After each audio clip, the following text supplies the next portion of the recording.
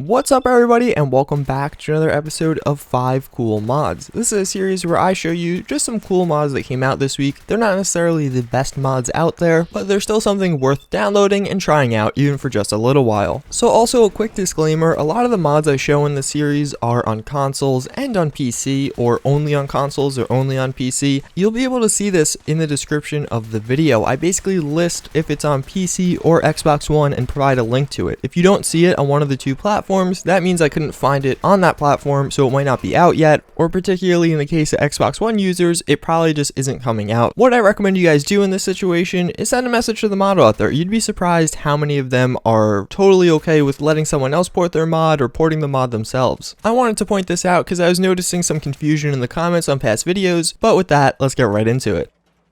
So the first mod I want to show you guys this week is actually an armor mod. Basically it adds in the Metal Gear Solid 5 Phantom Pain sneaking suit into the game. The suit itself has a really nice black character and texture to it that I think is essential for any stealth characters out there. It also has some ammo bags and a drop-like holster on the suit for that extra level of immersion. A lot of people really loved the Chinese stealth suit from previous Fallout games. Well, frankly, I don't think Fallout 4 ever had a good replacement for that. You had some cool suits and a lot of different armor mods out there, but nothing was on par for stealth characters with the appearance and looks of that suit. I think this is the closest we're going to get to it, and it does look really cool, especially those of you who have actually played the Metal Gear games, although I'm looking at the suit from a Fallout 4 player perspective and evaluating it that way. My one major gripe with the suit is it actually doesn't look that good. From moderately far away, everything looks okay, but when you zoom up, which you probably won't be doing that often, but you could actually start to tell the textures aren't that crisp and not really that high quality at all. I'm not really sure why that is or how that happened. It's kind of weird, but even some of the wording on the suit, you can't read it at all when you get closer up, which is a little bit weird. I'd love to see that fixed in the future, but for right now, for stealth characters, or if you just want to look awesome, definitely recommend checking out this suit.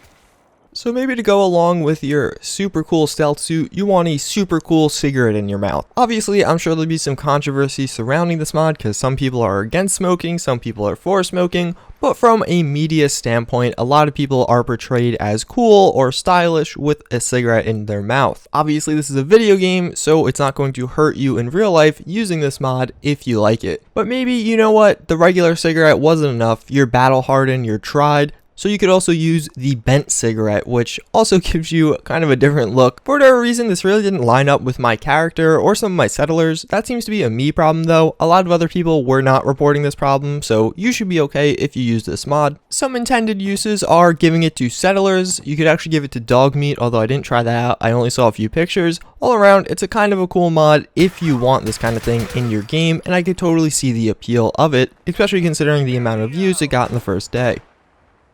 Stun grenades. Can you guess what this mod does? I bet you can. Basically, what this mod does is add in 2 stun grenades to the game, a regular and an advanced version. The regular version has a smaller radius, so the advanced version will hypothetically take down more enemies in a larger group for a slightly longer time. So there's a few things I really like about this mod. One, it's balanced. Enemies only fall down for a short while. It's not going to be overpowered, or it's enough time for you to get a few shots on some enemies, but not too many. Another thing, the stun grenades work on you, so if you get too close to your stun grenade, you will also be stunned for that short duration. But of course, my favorite part is actually that enemies will spawn with these things in the wild. So now you'll be encountering enemies throwing stun grenades at you, trying to take you down that way. That actually sounds absolutely awesome. I'm really excited to play more with this in like an actual playthrough and encounter that. All around, this is a very practical and pretty well balanced mod. The stun grenades definitely have a lot of genuine uses, especially if you're taking on maybe some legendary enemies or a group of raiders. Stunning a few of them and then getting a good VAT shot on a particular one is definitely a very viable tactic. Of course, this can be used the reverse way at settlement raids or stuff like that.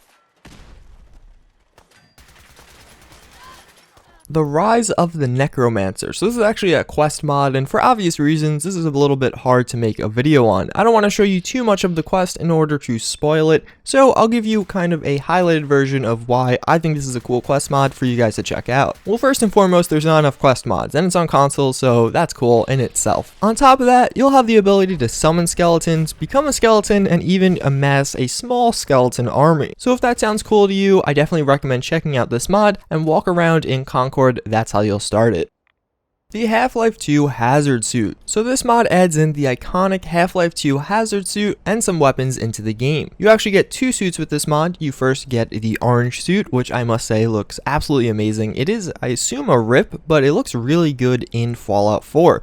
It definitely is something you could practically use. It gives you a lot of radiation resistance, which is appropriate considering Gordon Freeman was a scientist and all. But there also is a blue suit going with the Vault Tech color scheme. This is basically the same thing. It's just supposed to be a bit more Fallout-ized, using again the Vault Tech color scheme, changing things up a little bit if the orange wasn't for you. But if you still weren't all sold on that, it also adds in the crowbar from the Half-Life series, which is very iconic. As you can see here, it does look very good, and you know, it's a fully functioning weapon that does kind of shitty damage, but good enough for what it is. That pretty much wraps it up for this week, guys, though. I hope you did enjoy, again, another week of 5 cool mods. It's not really weekly, but multi-weekly, whatever. But yeah, again, thank you guys all for helping me hit 40,000 subscribers. Big shout out to all of you. With that, that's it. I'll see you all next time. Later.